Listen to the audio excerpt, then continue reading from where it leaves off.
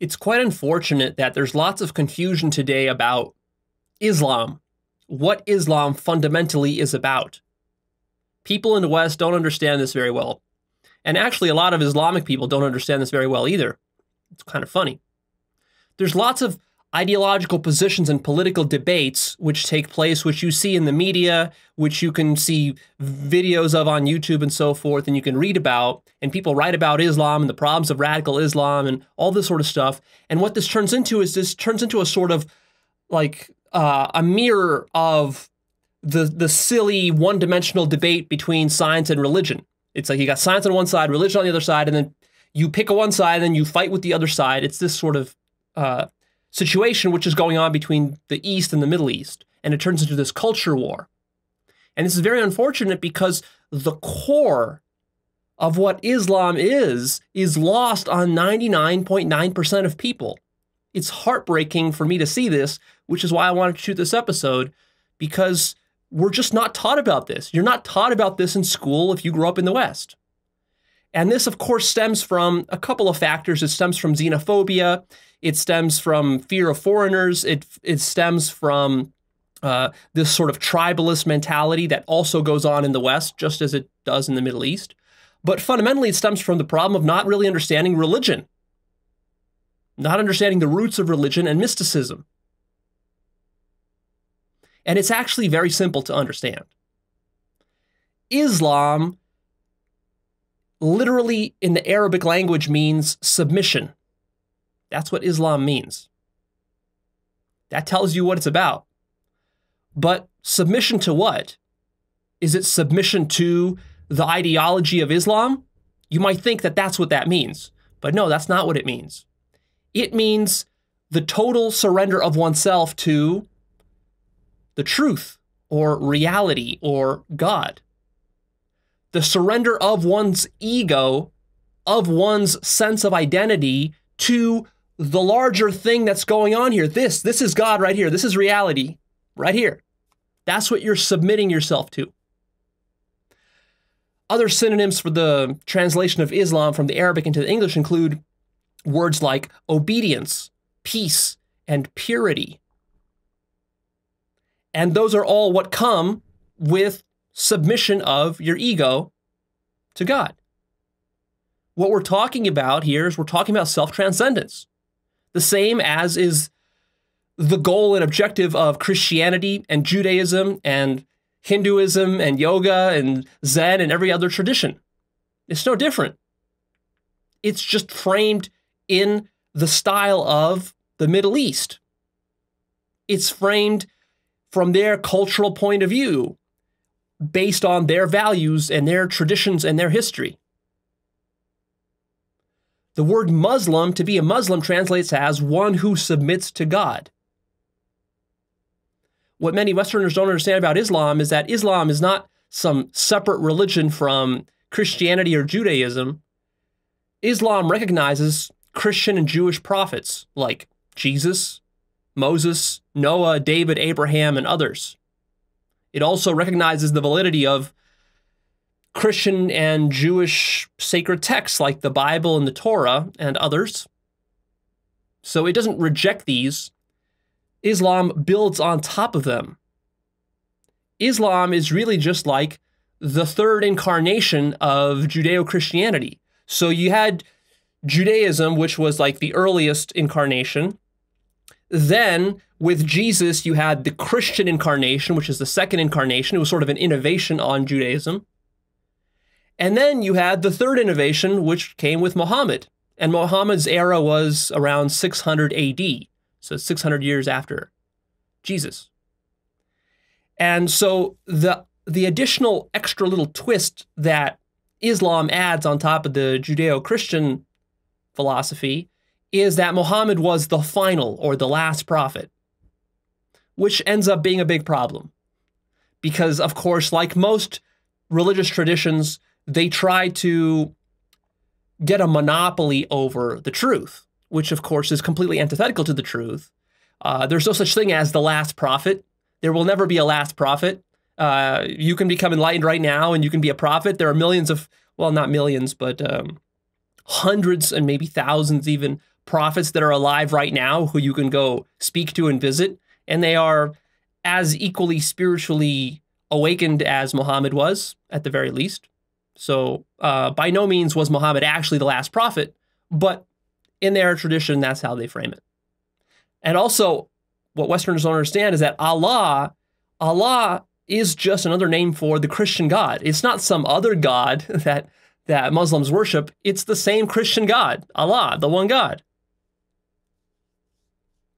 So there's a lot you can learn just by studying the history of Islam, sort of its origin story and the biography of Muhammad and just the historical developments of this tradition, which again is not taught very well in the West, which is why there's a lot of this sort of xenophobic reaction against it, because you're really not taught it unless you go out specifically and you educate yourself, or maybe you took some more advanced classes or some broad-ranging classes in university, like if you were studying comparative religion or something like that, then maybe you learn something about it. But generally, Westerners have a very poor understanding of this topic.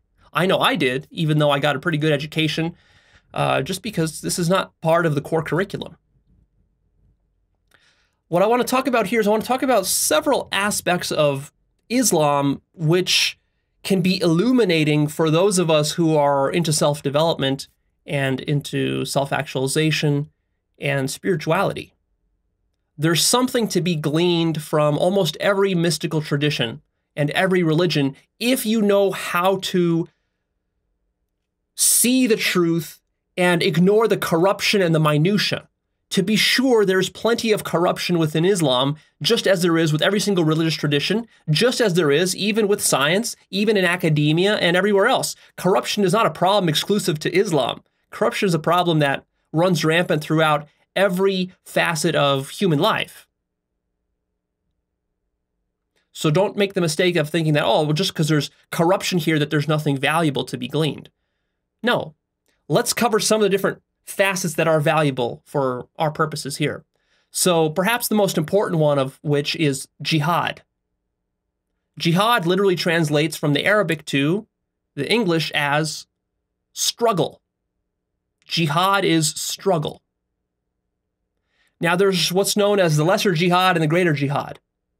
But really, there's no distinction. There's only one jihad. So jihad means the struggle for what? Is it the struggle to kill your enemies? Is it the struggle to fight over oppression or evil? No. It's the struggle with yourself. It's the struggle with your own ego. It's the struggle with the evil inside of you. There is only one form of evil. There is only one devil, and he is you, the ego. That's it. That's the only struggle that exists in the world. All external struggles, the lesser jihad as it's known, so the distinction between the lesser and the greater is that the greater jihad is supposed to be the spiritual inner journey to self-realization. Okay, but then there's supposed to be like the lesser jihad, which is what the terrorists and the Muslim radicals are accused of doing. They're accused of engaging in the lesser jihad, which is fighting enemies abroad, fighting enemies who are the infidel, or fighting enemies who are the enemies of Islam, or who are the non-believers, the enemies of Allah. But there's no such thing, because the inner and the outer, the lesser and the greater, these are dualities. All these dualities will collapse and break down. And so really there's only one jihad. It's the struggle with the self. Any enemies that you have out there, infidels, whatever, they are you without you being conscious of it. So if you actually completed the greater jihad, you would become conscious that there is no difference between the greater and the lesser jihad, and that actually your fighting enemies out there somewhere is you really just fighting with yourself. You're always fighting with yourself. There is nothing but Allah. Allah is the only thing there is. Allah is fighting with itself. Allah can be ignorant or Allah can be awake. When Allah is awake, he stops fighting with himself. When Allah is ignorant and stuck inside of Maya or illusion, then he thinks that there's separation and boundaries, and there's us versus them, and there's the believers and the disbelievers, and we got to punish the disbelievers and fight the disbelievers because they threaten the believers.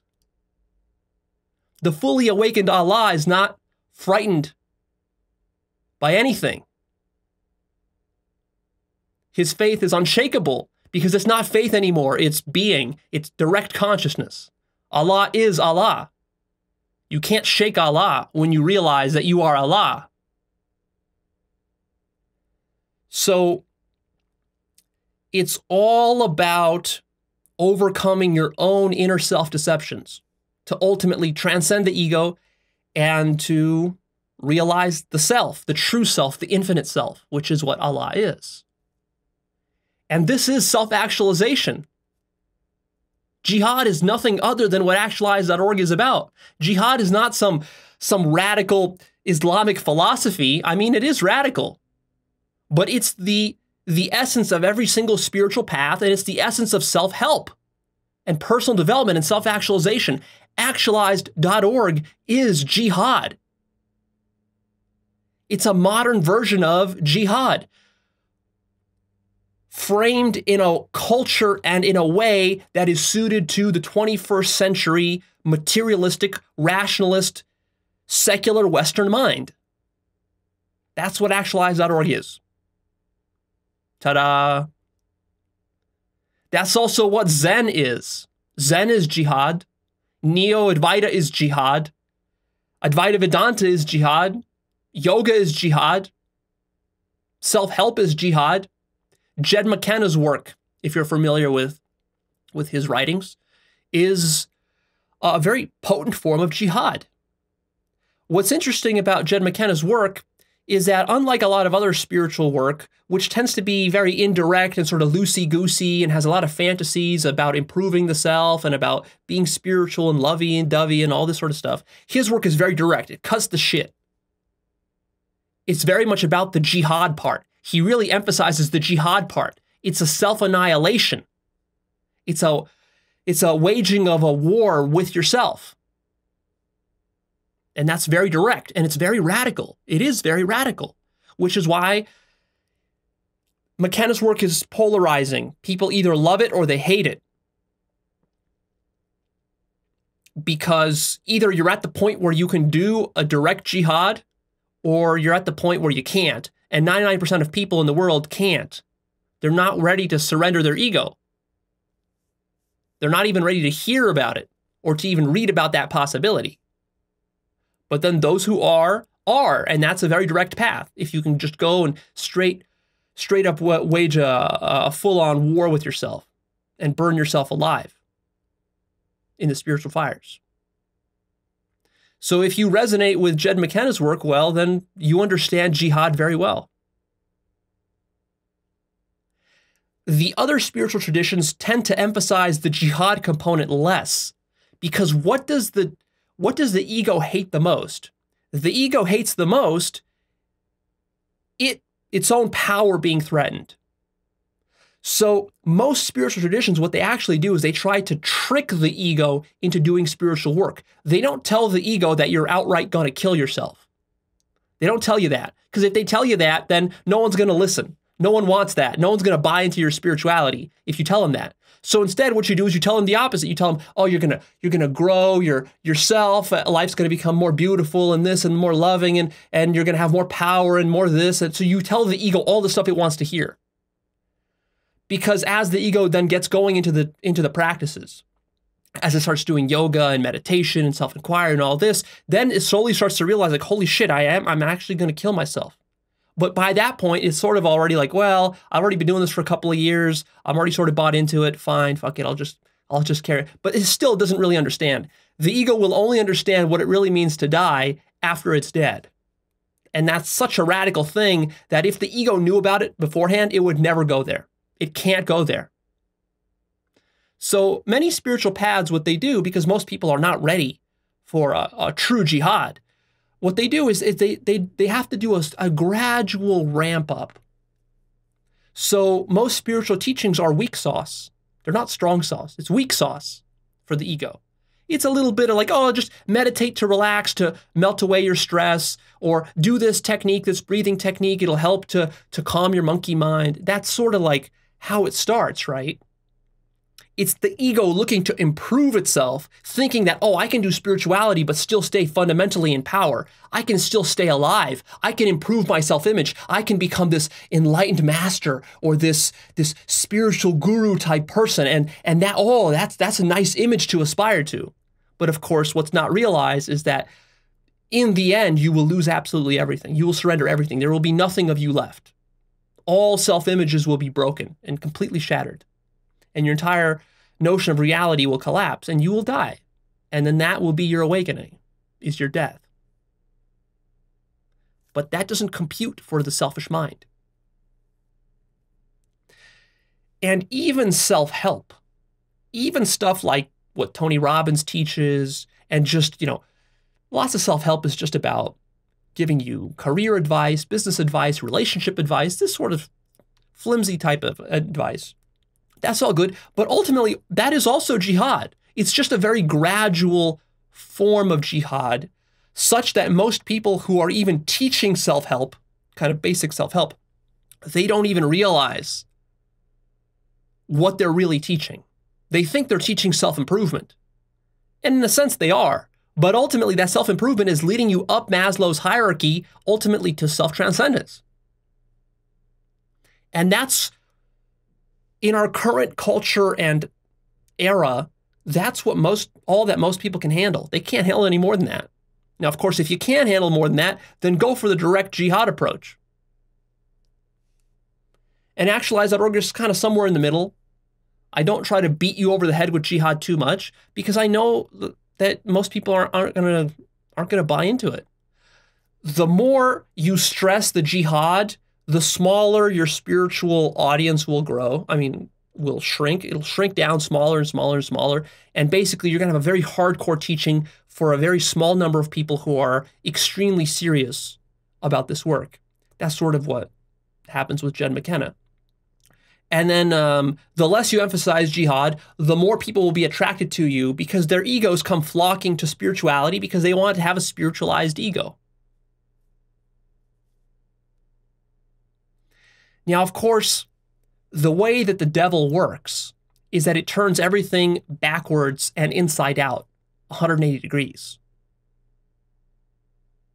So when you hear jihad in the news or in mainstream culture, you hear it as the exact opposite as what I'm describing. You hear it as selfishness. You hear it as people engaging in violence and in warfare and in hatred and in condemnation of other groups and in judging others and waging jihad against them.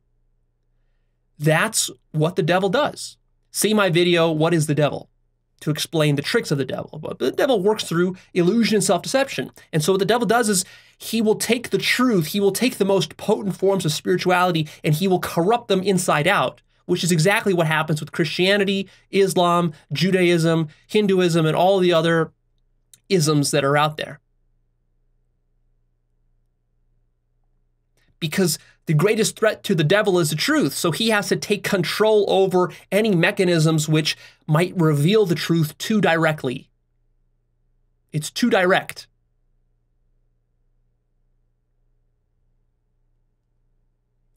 So why is there this corruption and this misunderstanding of what Islam is?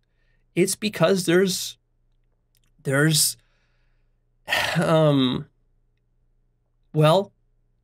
when a spiritual teaching is too direct, it gets corrupted.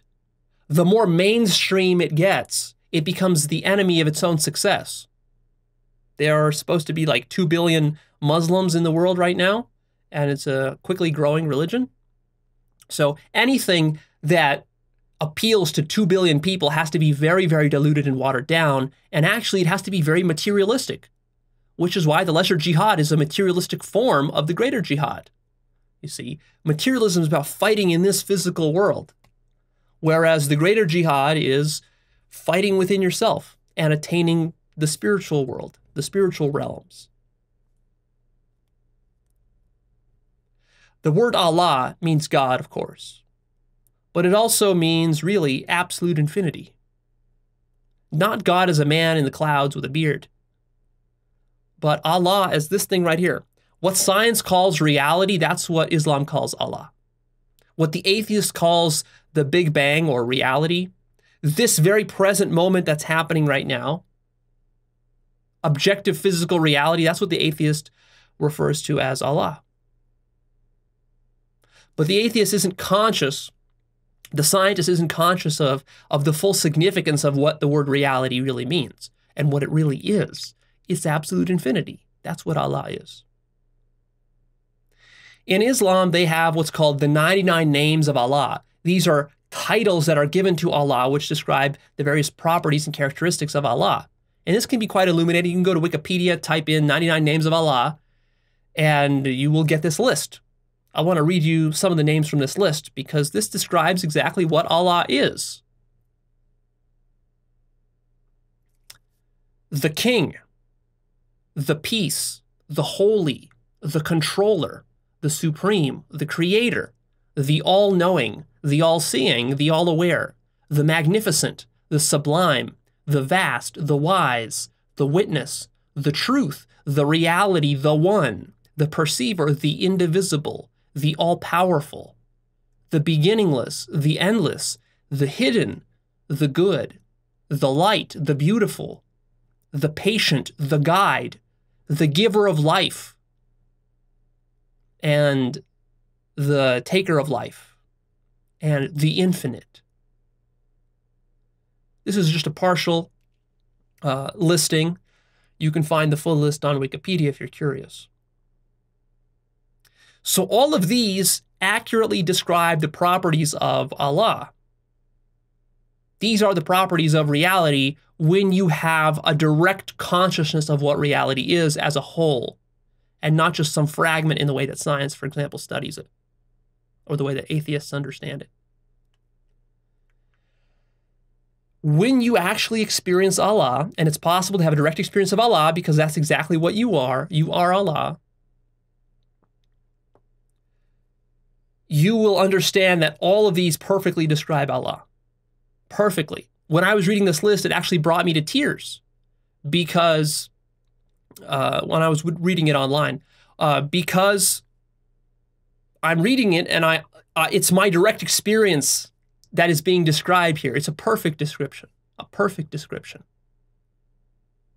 And the reason I'm telling you this is because people think that, oh, but Islam is so corrupt. Yes, it's corrupt in many ways, but don't lose the core that's there. The core there contains some deep truth, which is why Islam is so entrenched, which is why people don't give up Islam.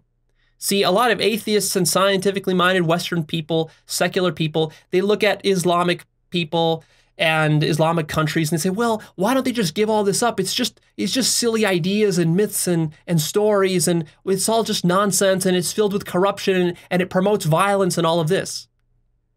No, that's because you're not seeing through to the truth there. All you're seeing is just the pure corruption. And of course, when you're just seeing the pure corruption, then you're going to have the opinion that, oh, it's just nonsense, you should just throw it all away. Better to do with it, away with it. But the people who see the truth in it and who've had these direct experiences, they're never going to give it up. Never. Because they know the power of the truth that's there. Now, of course, what a lot of them don't know is that that truth is equally there in many other traditions through many other forms, including in Christianity, Judaism, Hinduism, yoga, Zen. I mean, you name it, there's so many. Shamanism, psychedelics, just plain old-fashioned contemplation or meditation can get you there. There's so many ways to get there. Islam is certainly not the way, not the best way, and not the only way. Another interesting concept that I love in Islam is this notion of the 72 virgins. Have you heard of this?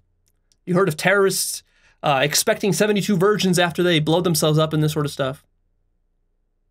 And that might seem like, well, it's just some silly nonsense. How could anybody believe that and then blow themselves up over that? But actually, after you experience Allah directly for yourself, you will understand that this 72 virgins is a very accurate metaphor for the magnificence of Allah. What you have to understand is you have to understand where Islam came from. Its cultural context, its historical context. This metaphor of the 72 virgins is perfect for the context in which Allah was developed. When was Allah developed? Where was it developed? Not in America, not in the 21st century with the internet and with television and with video games, okay? This was developed in 600 AD in Arabia. Do you know, have you studied the history of 600 AD Arabia? Do you know the kind of things that went on there? Do you know the kind of mindsets that that culture had? What their values were?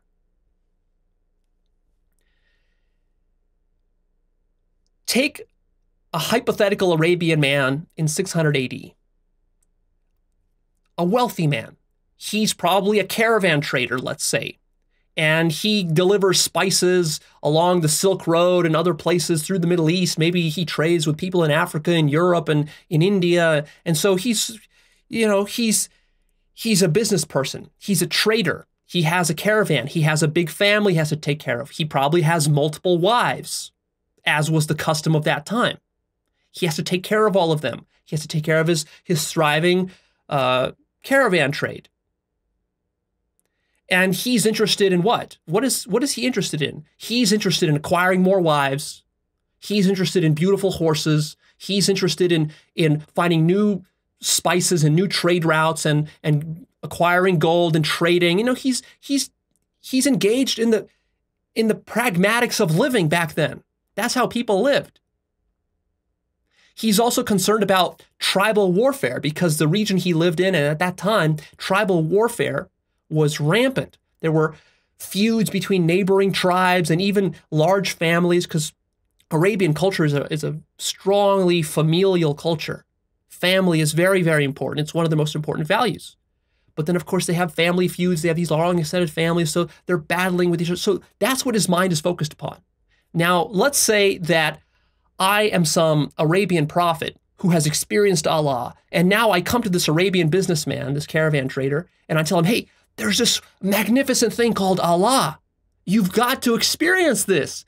Come with me. Start meditating. Here's some practices. Start to do this, and you will experience Allah, the most magnificent thing. And the Arabian man will look at me and say, the caravan trader will say, but, I mean, how is this going to improve my life? How is this practical? This isn't practical at all. Is this going to get me more camels? Is it going to get me better horses? Is this going to get me more women for my harem? Is this going to get me more spices? Is this going to help? How's this going to help me with the feuds that I'm fighting with? I need warriors for my feuding.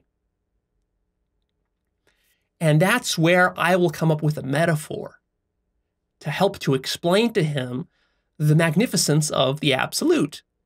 And I will say, you know what it's like? Allah is like 72 virgins. It's like having 72 virgins in your harem. And now the caravan trader will get it. That's a metaphor he can relate to in his time, in his culture, in the stuff that he's engaged in at the time.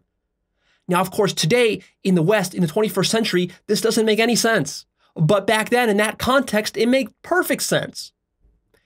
And if you ever happen to have the glory of experiencing Allah for yourself, you will actually see that it's more magnificent than having 72 virgins in a harem. I'm telling you, that's a dead accurate metaphor, and actually, it will be way better than that. Experience it for yourself, and then you will see how appropriate that metaphor is. The mistake that people make when they are thinking about religion and spiritual and mystical traditions is that they take them out of the historical and cultural context, especially today because we have a global world. And it might seem because our world is global and you can watch YouTube videos from around the world and the internet connects us all that, oh, now we sort of understand each other globally. But no, we don't. We really don't. Because First of all, you don't understand even a fraction, not even 1% of the cultures that exist around the world today in the 21st century. You don't understand. You have no experience with them at all. And they would completely blow your mind and shatter your reality if you were exposed to them. And that's not even taking into account the historical evolution of cultures that happened over centuries and millennia, like we're talking about here. See? So you have to understand where the tradition is coming from, what its origins were, and then it starts to make a lot more sense.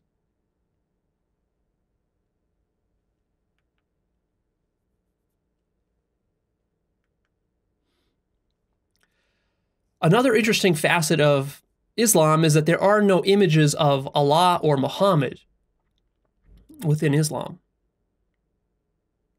This is very different from the Christian tradition, where we actually have art going back for centuries and for millennia, depictions of Christ and Mary and even God, Michelangelo's Sistine Chapel, where you have David and God, or Adam and God, and all this, and they have depictions of God as the white, in the white flowing robes and the white beard, sitting up in the heavens with angels and all this sort of stuff. You don't get that in Islam. And actually, Islam is very sensitive to that, which you might have heard about in the news. People fighting with violence over cartoon drawings of Muhammad and all this sort of stuff. But what's the deeper truth there? Why is Allah and Muhammad not allowed to be depicted? Why is there a taboo against imagery in Islam? Because the map is not the territory. Because the mind gets hooked on images and icons, and then it starts to worship those images and those icons. But Allah is not any particular image or icon or form. Allah is the formless. Allah is nothingness. Infinity is nothingness. So in a sense, to maintain the purity of the teaching, you don't want to corrupt the teaching by putting pictures of Allah everywhere, or Muhammad, because people will then start to worship that, rather than seeing Allah as what's here right now in the present moment. And that's been a big problem for Christianity. The iconography within Christianity, arguably, all the European art that's been done over the last 1,000 years around Christianity, has done a great disservice to Christianity, because most people today, most Christians, when you ask them what is God, they have an image of God as this man sitting up in the clouds. And that's a delusion. And they don't understand that's a delusion.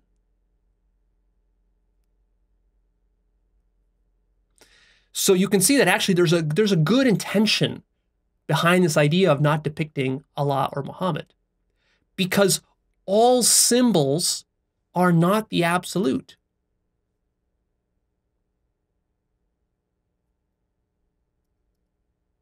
And we've talked about that a lot before.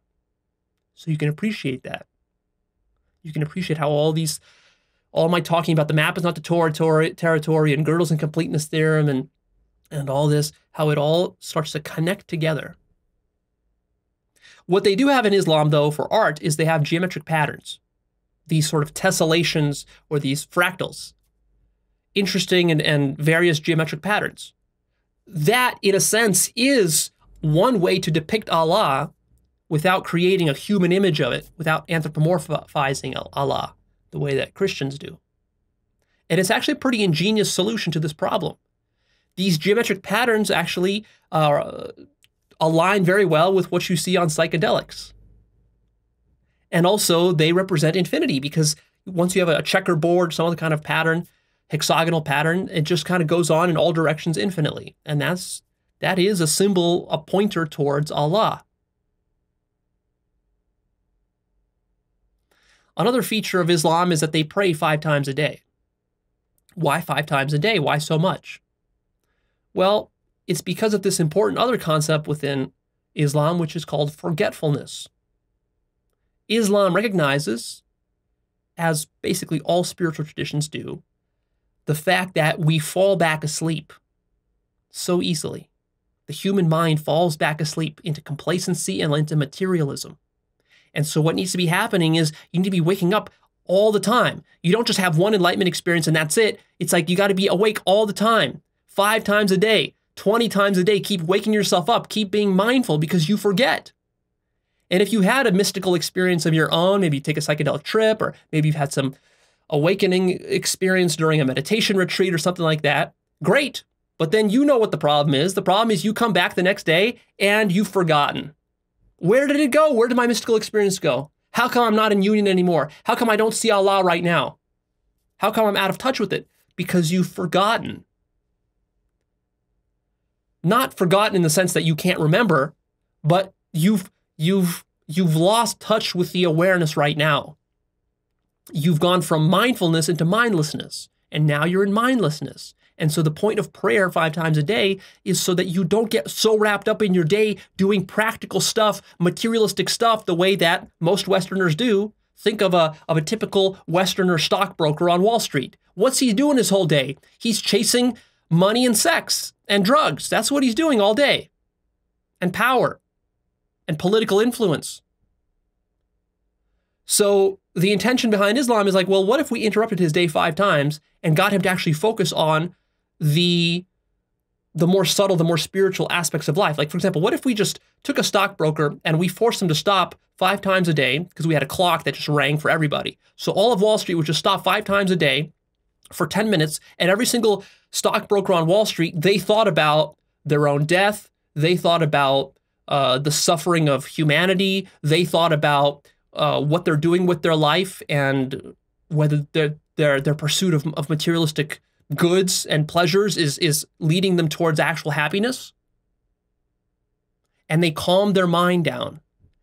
And they stepped outside of their cravings and all the stuff they're chasing, the hustle and bustle of everyday life, of all the practical stuff, and they just basked in the beingness of the present moment.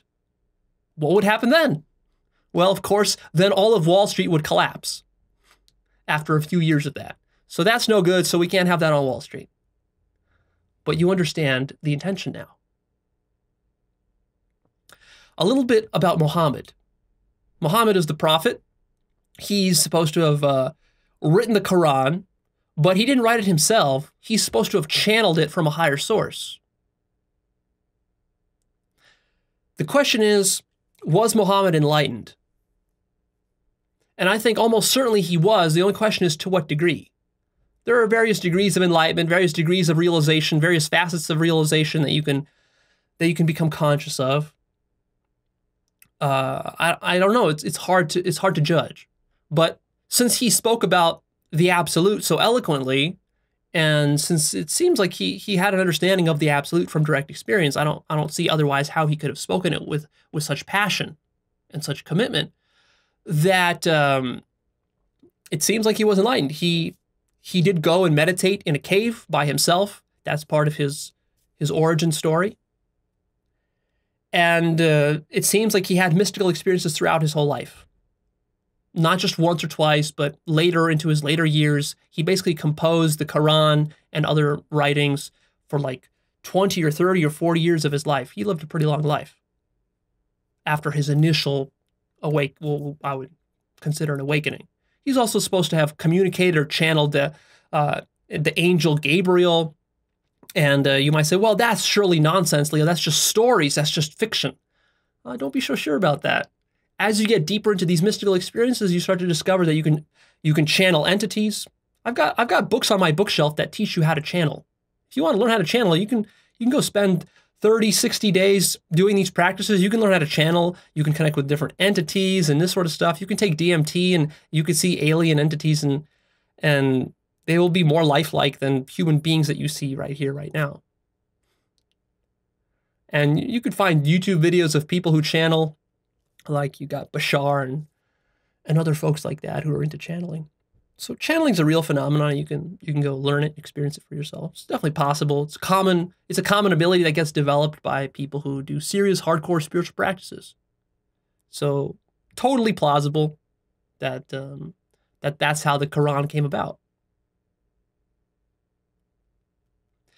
I encourage you to actually go study the origin story of Muhammad.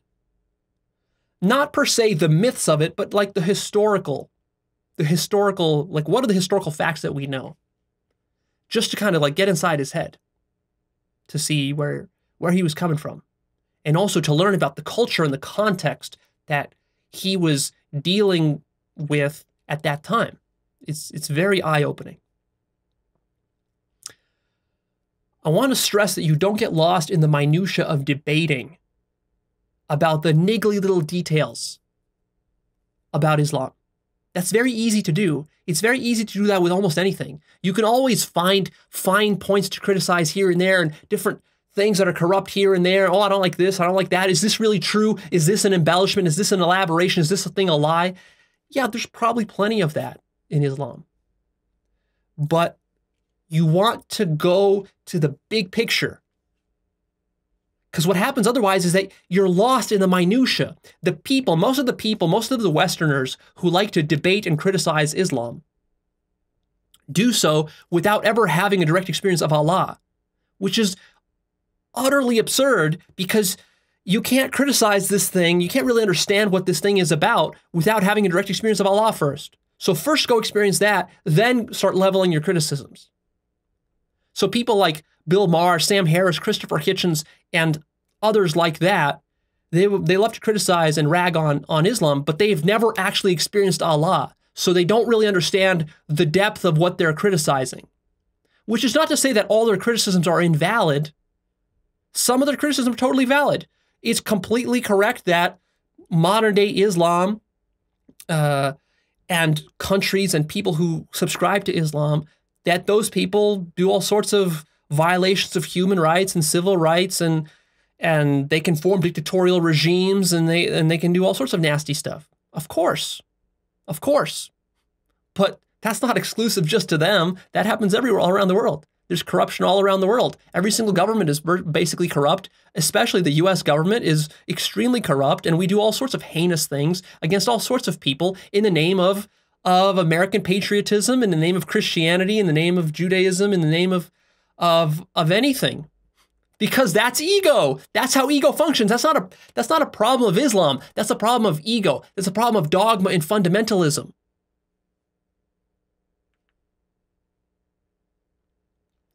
Now you might ask, well, Leo, why is Islam so corrupt? Why is it so archaic? You have to understand that every spiritual teaching has to be suited to the era, the culture, and the geography from which it came about. This spiritual teaching, as I've said, is suited to 600 AD Arabia.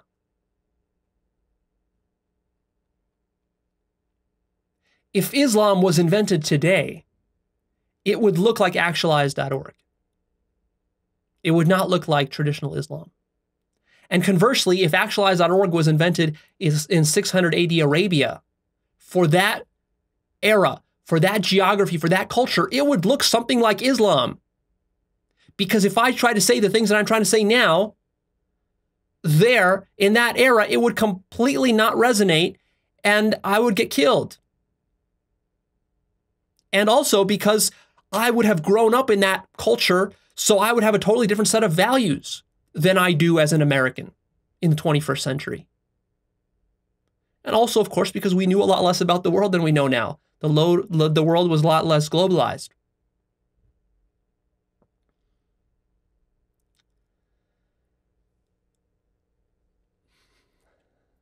The problem is that people cling to spiritual tradition. They try to take a spiritual tradition that is thousands of years old, and they try to maintain it as an orthodoxy. They try to maintain it and apply it to today. But today is different. In 1,000 years, a lot of stuff changes. We learn more stuff. We get new developments in science. We get globalization happening. We get new technologies. We get changes in morality. We get changes in values and culture, changes in government, radical changes. We get changes even in our DNA, in our genetics, in the functioning of our brains, our brain chemistry. We get changes in the food that we eat, the air that we eat, like so many changes. Almost everything has changed. We also have a much deeper historical context into which to put these spiritual traditions.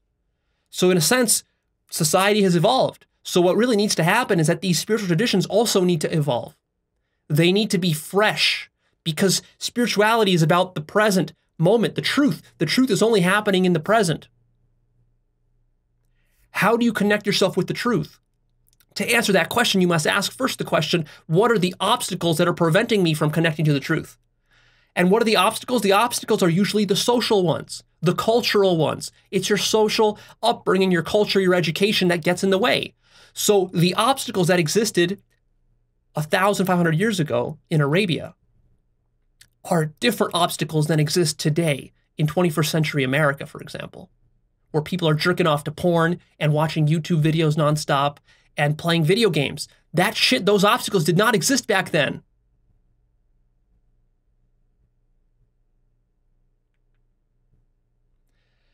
So a lot of the corruption stems from the mind being ideological and wanting to cling to tradition and not letting these traditions evolve as they need to. This is a problem that's not just exclusive to Islam. It's also there in Christianity, in Judaism. It's even there in science. You think science and atheism is immune to this? Not at all. It suffers from exactly the same problem. Atheists cling to their dogmas, and scientists cling to their paradigms just as much. And a lot of problems get created because of that. You have to understand that 600 AD Arabia was very conservative, very traditional. It was extremely tribal. It was very combative. There was no unifying element at that time within Arabia. And so Islam was actually a huge innovation at that time. It brought peace and stability to the region that otherwise was slitting each other's throats over family feuds that went back hundreds and maybe thousands of years, that you were killing and slaughtering your family members in these feuds in that era without even know why you're slaughtering them. You're just slaughtering them just because that's what your culture was at the time. And people were worshiping different deities in that region. There was no unifying force, and there was no notion of peace and compassion and love. And you might think, well, but Islam doesn't teach about peace and compassion and love, because today we know Islam as this sort of violent tradition. But back then, you have to understand that it's all relative. So back then, the violence was so extreme that what Islam actually brought was a stabilizing and peaceful influence. It actually taught that there's something larger that's connecting all of these tribes together. And so under this banner, Muhammad was actually able to unify the entire region. And that was a huge technological innovation at the time. See, we tend to forget, we think of technology as machines and cars and computers and internet and smartphones. That's today's technology. But some of the biggest innovations in technology weren't machines. They were social innovations. They were cultural innovations. They were spiritual, religious innovations. And Islam was one of those at that time. Now, of course, today, when you bring that technology into today without adjusting it, without knowing how to read its intent, how to take the truth out of it, but leave behind the old, antiquated things in the Quran, for example, which don't make sense today. If you're a literalist, if you're too literal about following the Quran, if you're too orthodox about it, then what's going to happen is you're going to bring that culture and the problems of 600 AD Arabia into today's world. And that doesn't work. So the problem is that you have to let these traditions evolve. And the mind has a big problem with evolution, because the whole point of the ego is to prevent evolution. What is ego? Ego is just a structure that's trying to maintain itself as it is. So by definition, any change that comes to this structure, the ego is going to reject, and it's going to bristle at, it's going to feel afraid of, and it's going to want to be orthodox. It's going to want to stay the same. But then, of course, all of life is always changing, so you don't really have an option to stay the same. Everything is going to change. Everything is going to evolve. You're not going to maintain your orthodoxies. And the more you try to maintain your orthodoxies, the more it actually backfires on you. Which is much smarter is to be proactive about evolving along with the times. And also, if you want to maintain the spirit of your orthodoxies and your traditions, you can do that.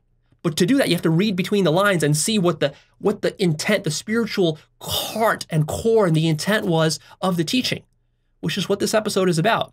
If you've got the heart of Islam, you don't need to follow the Quran to the letter. It doesn't matter at all. You can throw the Quran away. When you've got the heart, when you become Allah, it doesn't matter. You don't need to read the Quran anymore, ever. Now, to many Muslims, that will sound like sacrilege, like heresy. That's because that's what orthodoxy is. That's what happens when you take spiritual scriptures too literally. That's always been the problem. Christians have taken spiritual scriptures too literally. Hindus have, and Jews and everybody else. It's just a common problem because the egoic mind, the selfish mind, it's materialistic. It wants to find authority figures that it can latch onto because that's how it gets a sense of its reality and stability. Whereas to awaken is to realize that there is no stability at all, that Allah is infinitely groundless, that there's no beginning or end to it, and that there's no foundation to anything, and therefore you're completely liberated. And ironically, that's what many religious people are afraid of, because remember how the religion was sold in the first place. It was sold to billions and millions of people by watering it down, by making it palatable to the ego. And in a sense, the devil has co-opted the teaching precisely so that it leads you in the exact opposite direction of awakening. And that's why you see so much hypocrisy within religion. It's not because the religion is false. It's actually because the religion is true. It's precisely because it's so true. It's precisely because the techniques are so powerful that they need to be corrupted. They're too powerful. That's the delicious irony of how the devil works. Now you might say, but Leo, aren't you defending Islamic fundamentalism here? And of course, the answer is no. What I'm talking about is developing a higher understanding. What we need is not to start attacking people or attacking traditions. What we need is more common understanding to see that all religions and all traditions and even secular foundations and organizations, they all basically have one common goal.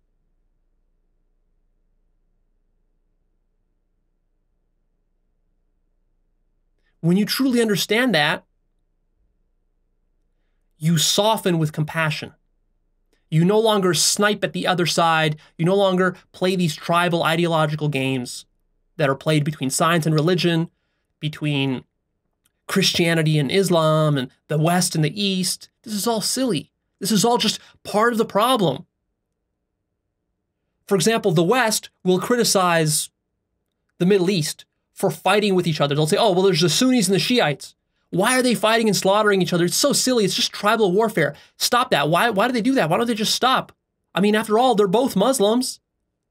Sunnis and Shiites are both Muslims. They just have slight different interpretations of the chronology and the historical developments of, whose ancestor was who and who was closer to Muhammad and all this. Was it the uncle or the father or the son-in-law and all this? There's these technicalities. But see, when you get lost in those technicalities, then that's what happens. You develop this kind of tribal conflict. But then that happens still with the West and the East. That happens. The West and the Middle East. Same thing happens. When you zoom out, you take a larger perspective, you wonder, but why is the West and the Middle East fighting? They're both talking about exactly the same thing. They're both trying to realize truth, just in different ways. They're confused about what they're doing. Now you might say, but Leo, isn't Islam dangerous? Well, this question of danger is really interesting. Because a lot of people think that the world is going to come to an end through terrorism or through religious radicals and fundamentalists. But consider that actually the greatest danger to the world is not Islamic radicals or religion, but actually it's the opposite. It's materialism. If the world comes to an end in the next 100 years, most likely it will be because of materialism run amok.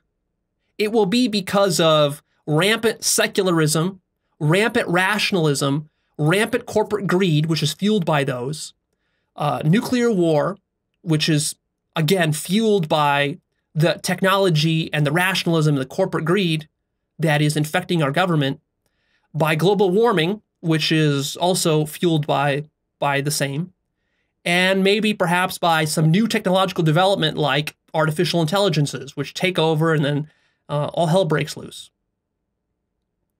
These will not get developed or triggered by Islamic radicals. These are going to come from Western culture, not from Middle Eastern culture. Middle Eastern culture is not going to develop an AI that's going to kill us all. But Western culture might. Middle Eastern culture doesn't have that many nukes. Western culture has a lot more nukes. And we look, actually, especially lately, what you see in the news, I mean, we look very trigger happy to use them. Much more so than many Middle Eastern countries. Global warming, corporate greed. The deep irony is that the thing that the radical Islamic terrorists are concerned about is actually legitimate.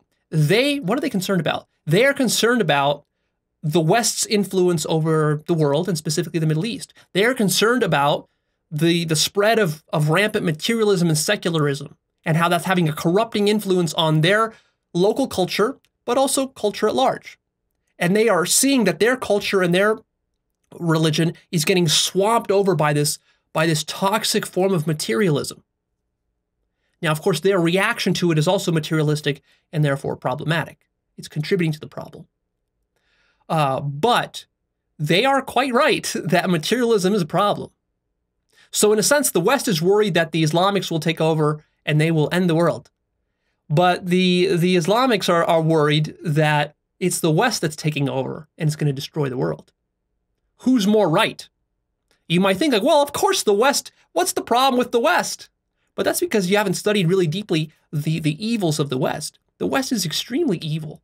This corporate greed, it's not merely greed. It's not merely people who are after making millions and billions of dollars. It goes way deeper than that. The evil of the greed that we see, especially running rampant in America, is a huge, huge, huge corrupting factor. Huge. It corrupts everything. It corrupts education, corrupts healthcare, it corrupts marketing, it corrupts food, it corrupts your health. Like, I mean, there's almost no end in sight to the corruption that comes with this. We have record numbers of depressed people, record numbers of suicidal people, record numbers with PTSD, suffering from all these problems, all relationship problems, marriage problems, all this. What's this coming from? It's coming from materialism. It's coming from a lack of self-actualization. And it seems to only be getting worse because, for example, Western society is becoming more and more secular, more and more materialistic. So in a sense, these Islamic radicals have a reason to be concerned, because what they're concerned about is that will come and take over their region, their village, their city, their country. And I didn't even start mentioning all the ways in which the Western powers meddle in Middle Eastern affairs and geopolitics and screwing and manipulating their elections and all of that. So that's like kicking the hornet's nest, adding insult to injury. Now you might still say, but Leo, shouldn't we still fight radical fundamental? What do you want me to do? Do you want us to just do nothing, sit back and do nothing and let the terrorists run amok? No, what we need is a very intelligent approach to this problem. We need to understand the roots of the problem. And we need to understand that our superficial solutions, our knee-jerk reactions to go bomb somebody, to attack somebody, to criticize somebody, that actually could be backfiring on us and contributing to the problem. What you need to do is you first need to understand why fundamentalism exists in the first place, at a very deep level. This is an epistemic question. This is a question of all the stuff that I've been talking about, concepts like webs of belief and paradigms and dogma and ideology and how the mind works, the self-deceptive characteristics of the mind. And then what you need to see that this fundamentalism actually it's a condition of the egoic mind. Materialistic, egoic minds are fundamentalist. We have a lot of fundamentalism here in the West. It just takes a different form and style. For example, the most prevalent form of fundamentalism in the West is capitalism. This blind belief that capitalism will solve all problems. That's fundamentalism. And it leads to a lot of evil. You think communism leads to evil? Yes, it does. And I'm not saying communism is a solution, but what we need to see is also that capitalism leads to also a lot of evil. A lot of the evil of capitalism is hidden and buried under the surface. You guys have to research it to really see just how much evil there is there. The solution isn't to wage a battle over communism or capitalism or Christianity or Islam or science versus religion. The solution is to start to see that it's the ego mind that's responsible, and to start to see that it's all happening within yourself and that it's not separate from you, that you are contributing to the problem. You, the American taxpayer or the European taxpayer, you're contributing to the problem. The ideas and opinions you hold, how you understand yourself and how you understand the world, this is all contributing to the problem. This corrupting force, it's within you. It's not in some other tribe or some other nation. It's within you. You are the source of the corruption. You are the source of the evil. And that is not going to stop no matter what you do externally until you take care of your ego, which is what Islam is trying to get you to do. You must slay the fundamentalism inside of yourself. And fundamentalism is a lot more tricky of a problem than most people think, because a lot of Westerners, secular, rational, scientifically minded people think that they are immune to the problem of fundamentalism. And of course, that just makes them all the more susceptible. Because now there's the additional hurdle of convincing these people who think they're immune, they are believing that fundamentally, they think that they are not fundamentalists, but they're fundamental about thinking that they're not fundamentalists. And then I have to convince them that they actually are fundamentalists. And of course, they are going to be fundamentalists and deny that they're fundamentalists. The whole point of fundamentalism is that you deny that you're a fundamentalist, regardless of what the content of your fundamentalism is, whether it's science, religion, rationality, or capitalism, communism, or anything else. So, again, very ironically, the West is committing the very same problem that the Middle East is committing. They are waging a lesser jihad. The United States government is waging a lesser jihad against the jihadis in the Middle East. And the jihadis in the Middle East are waging a lesser jihad against Western powers. And that's not going to fly. It doesn't work. It just keeps the cycle going. That's a feud. That's a family feud is what that's known as. That's not going to fix it. You need to now rise to the higher level to see the commonalities. In the same way that Muhammad introduced Islam in 600 AD in Arabia, and that elevated them to see commonality where there was just infighting and tribalism, the same thing now needs to happen between Islam in the Middle East and in the West. East and West needs to come together. You need to recognize that all external fighting is really just a distraction from the greater jihad of turning inwards. If every US president engaged in the greater jihad within himself, there would be no Middle Eastern wars. There would be no lesser jihads. The lesser jihads are precisely because these people do not engage in the greater jihad. And likewise, the same thing with the leaders in the Middle East, leaders who are organizing these campaigns to fight and to kill people and to blow people up and all this sorts of stuff. It's the same problem. They're fighting the problem externally, when really the devil is inside of you. You are the devil. So when are you going to wake up to that? and take control of the real problem. I highly encourage you to study the history of Muhammad and Islam. And towards that end, what I would recommend for you is a teaching company lecture series called Confucius, Buddha, Jesus, and Muhammad. That's its title.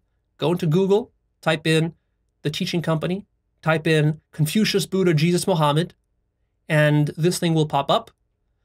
You can buy this course from them. It's not very expensive. It's a really good course. It's this like 40-hour-long lecture series covering these four religious leaders. But specifically, I want you to start and to focus on Muhammad. It's especially good. There's about 10 videos that they have there which describe the origin story of Muhammad and how he founded Islam, his trials and tribulations. It's really fascinating. It's very eye-opening, and it'll put all of this into context in a way that will probably blow your mind if you're like the typical Western person who's just ignorant of this history. It'll really help you to understand. But that's it for now. I hope this has changed your mind a little bit, shifted your perspective on how to view Islam. Please click like button for me and come check out Actualized.org. I got some exclusive content there for you to check out. Check out my blog. Check out the Life Purpose course. Check out the book list. Check out the forum where you can discuss these topics with like-minded people. And lastly, just stay tuned with me, because as Actualized.org continues, we're going to be building more bridges between different traditions. Religious traditions, mystical traditions, but also secular traditions. What we need more and more of in today's world, as we're becoming more globalized, and we can't stop the globalization from happening any more than we can stop the internet from happening, or that we can stop driving cars from happening. Cars will be driving themselves in the next 20 to 50 years. And we all will be here. We all need to get along with each other. We all need to start to understand each other. And that comes from building bridges between these different traditions. That's, in a sense, what gets me the most excited, is shooting topics where we interconnect stuff that usually people never interconnect. Like we interconnect mathematics and non-duality, or logic and religion, or science and Islam. You know, you can interconnect all these things. They are connected. Everything is connected in some way. And what you'll find actually is that studying all these different religious traditions, it might seem like it's irrelevant, it's unnecessary. Sure, you don't strictly need it. If you want to go get enlightened, if you want to go do the great jihad and you're ready for it, and you don't want any distractions, by all means, go do it. But there's still something valuable that you'll miss from studying all these different traditions, all these different perspectives. There's something of value. Not everything is perfect. There's a lot of bullshit, a lot of nonsense, a lot of corruption. You have to learn how to pick out the gold and leave behind the shit. You have to get good at that. Because if your criteria is that you're only going to read a book if it's pure gold and it's completely factually true and there's no nonsense in it at all, well, you're going to rob yourself of a lot of learnings and lessons. It's rare to find a book where you can agree with everything written in the book and it's perfectly correct and true. Under that definition, you shouldn't read most science books. All right? People like to think, oh, but science is the gold standard. No, it's not. It's full of so much dogma and fundamentalism and inaccuracies that don't even get me started on that shit. All right? You have to be very careful with how you read scientific studies, how you read scientific textbooks, how you interpret them, how you think about the ramifications of what that means for life and for society and for government and for technology and for lots of other stuff. Just like you have to do with reading spiritual books. You can't be literalist. You have to learn how to read between the lines, think for yourself, think outside the box. You have to be very creative and very open. You have to be fluid and fresh. That's the essence of spirituality. It's consciousness. You have to be conscious. If you're doing spirituality or you're doing science or you're doing anything else without consciousness, you're gonna create a mess. So if you stick around with me, I will help you to draw more of those interconnections as we go along.